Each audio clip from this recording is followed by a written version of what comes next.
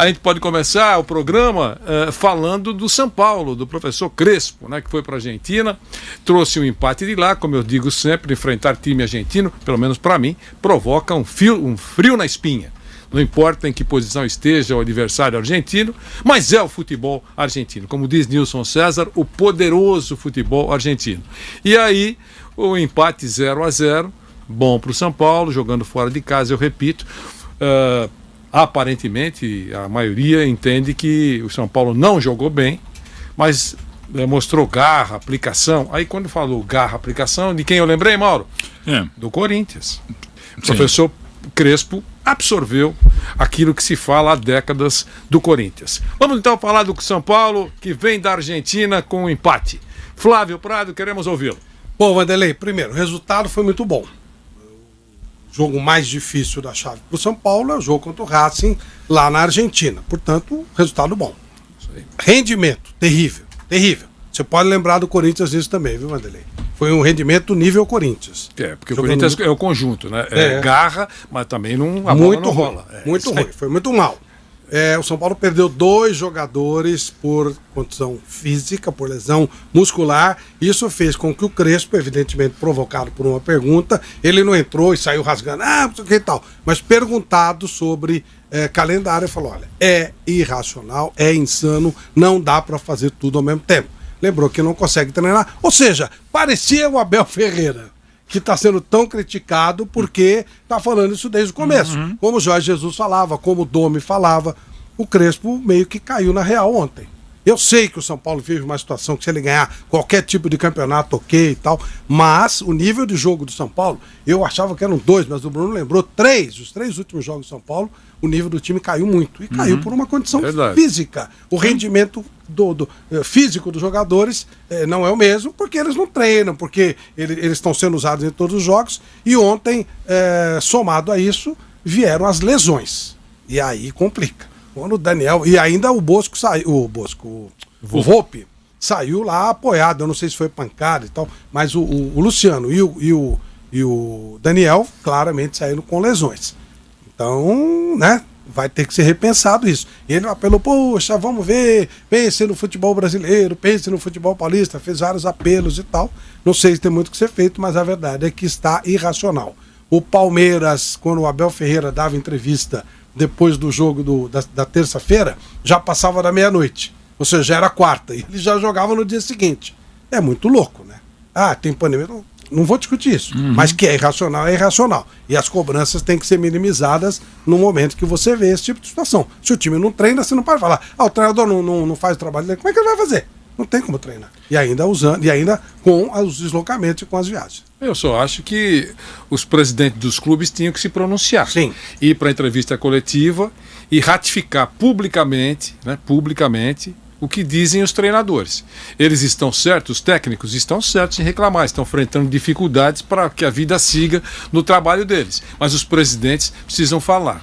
Quem precisa falar também? Federação Paulista de Futebol.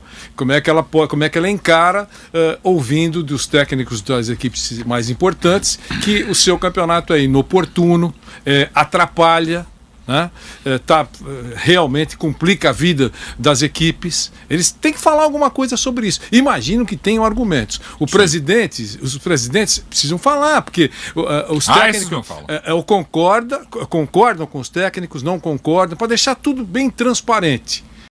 Bom, o São Paulo tem uma coisa impressionante.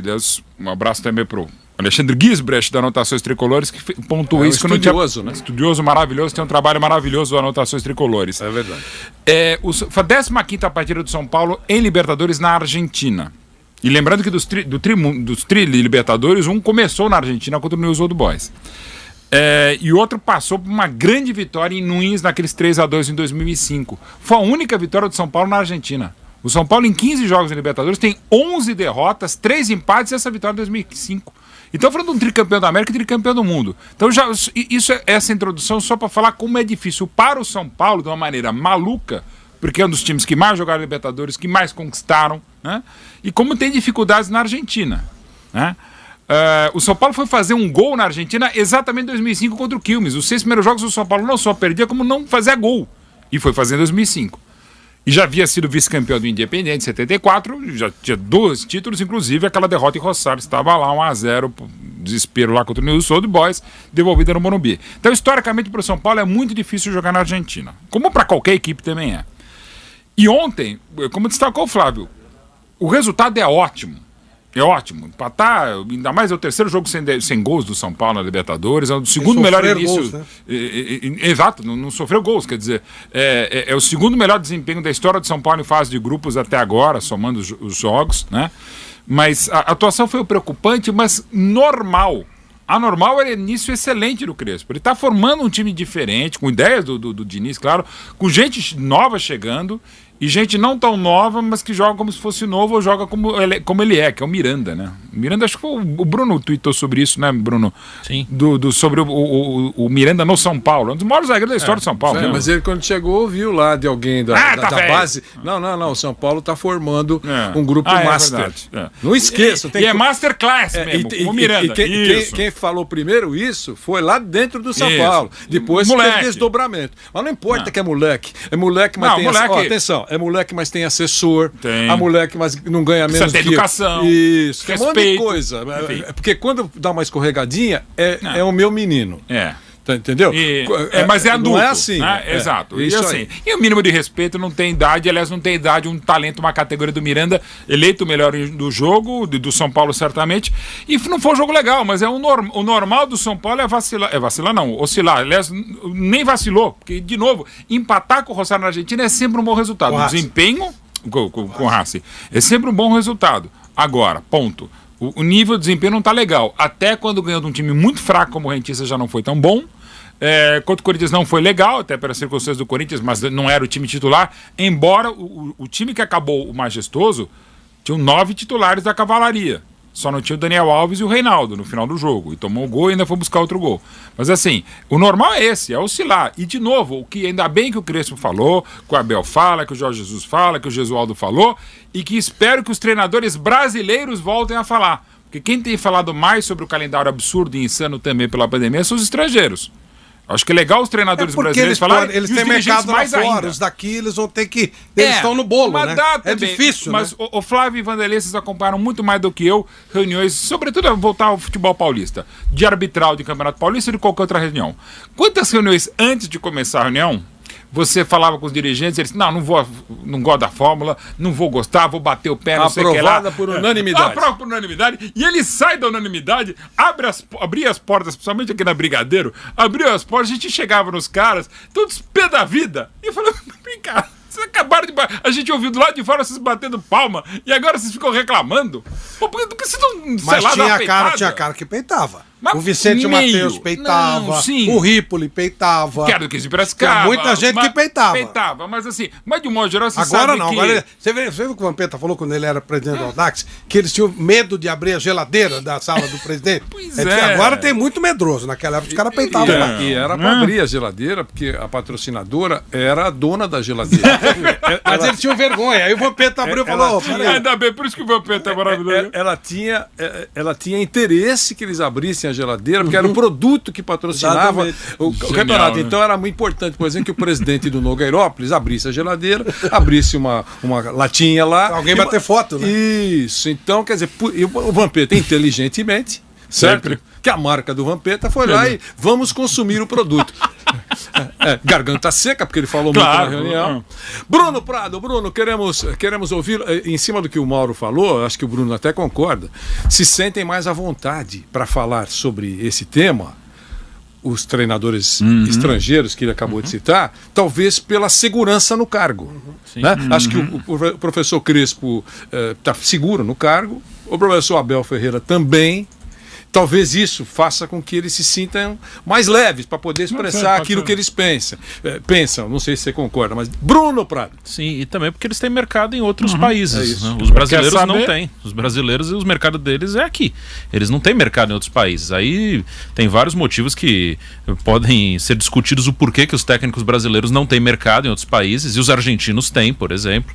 Mas aí é uma outra discussão. E eles têm, como o Jorge Jesus veio aqui, já foi para o Benfica, o Eduardo Eduardo Cudê foi para o Celta, o Sampaoli foi para o Olympique de Marseille, eles têm o mercado em outros lugares. Sobre a questão do calendário, acho que o porquê que o dirigente não fala e o técnico fala. Porque o dirigente é político e o técnico é técnico. Então, o técnico, aí se você perguntar para algum preparador físico, para algum fisiologista, para algum médico, todos eles vão dizer que não é o correto jogar a cada 48 horas, que é o que o Palmeiras está fazendo. O Palmeiras ele joga hoje, vai jogar domingo e vai jogar terça em Quito, no Equador. O Palmeiras vai viajar para Quito, além disso. E depois, se ele passar de fase no Paulista, ele já joga naquela semana mesmo as quartas de final. Então, qualquer fisiologista que você perguntar, preparador físico, qualquer pessoa da área de saúde do esporte vai dizer que não é o correto. E o dirigente é político. O político tem um sistema de poder que o político está dentro. E o técnico, ele cuida da parte técnica, né? Então, eles acabam se manifestando, porque quando o resultado não vem, eles são cobrados. E o mesmo dirigente que topa o regulamento, se o resultado não vem, ele demite este técnico. Então, o técnico vai falar. Até porque ele sabe que se o time não ganhar vai sobrar para ele. As cobranças serão em cima dele. Até em relação ao próprio Crespo, ele foi cornetado porque poupou jogadores contra o Corinthians, sendo que era óbvia a decisão dele. Não era uma decisão... como o Abel acho que não está nem optando por colocar reservas. Ele não tem opção, ele não tem como colocar o mesmo time a cada 48 horas. É impossível. Você viu que o Daniel abriu, né? O Daniel machucou, que ele reclamaram o Luciano machucou. Então não tem jeito, né? Eles têm que se virar e o técnico tem o lado dele, porque ele sabe que vai sobrar para ele, não vai sobrar para o político. E sobre o jogo, ontem o São Paulo não foi bem. O São Paulo ele fez uma opção, até pela situação do clube, de jogar o Campeonato Paulista desde o início com força total, até por isso ele tem a melhor campanha, mas vai ter esse preço a ser pago. Ele vai, fisicamente, ele vai ter problemas nas outras competições, e o São Paulo sabe disso, então ele vai ter que ter esse equilíbrio, quando ele, no domingo, com certeza ele vai jogar com o time reserva, com o Mirassol, que ele já está classificado, mas eu não acredito que ele vai jogar com o time reserva na fase final. Então ele joga domingo com os reservas, mas ele vai ter que jogar no Uruguai, depois ele já vai ter que jogar nas quartas de final, e se passar logo 2, 3 dias depois já tem a semifinal. Então ele vai descansar domingo, mas ele não vai poder descansar nos outros jogos, porque o São Paulo ele coloca o Paulista como uma prioridade nesse início de ano para tentar ganhar um título. Então a situação do Crespo, ele vai sofrer bastante nos próximos dias.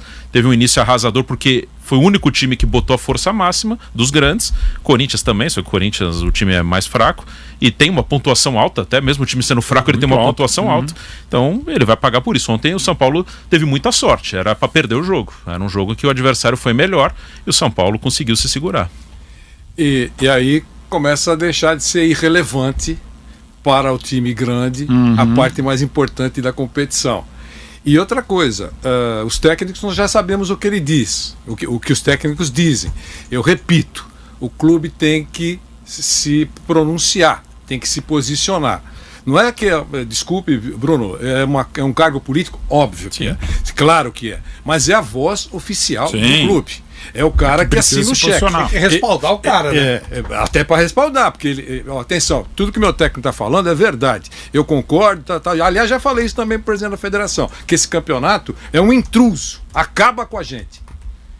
Porque não adianta falar pelos corredores e não falar claramente. Esse é o problema. Tá certo? Ou faz com transparência ou não faz.